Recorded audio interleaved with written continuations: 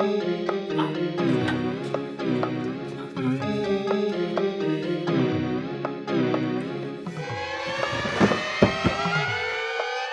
मेरे दादा की तस्वीर है जी। ये तो मेरी तस्वीर है। नहीं जी नहीं, ये मेरे दादा की तस्वीर है। वो मेरी तस्वीर है।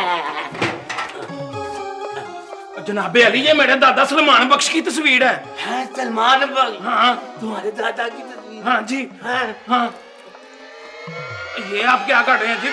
ओ मेरा पोतरा, ओ मेरा पोतरा। दादाजी, ओ बिस्मिल्लाह।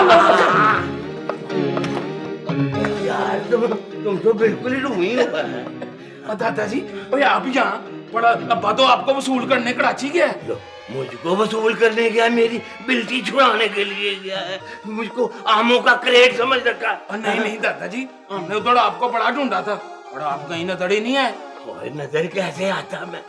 मैं वो प्लेटफार्म आने से जरा पहले ना गाड़ी से जंप करके लैंड कर गया था। लैंड कर गया था? अब वो क्यों? और यार क्या नाम है तुम्हारा?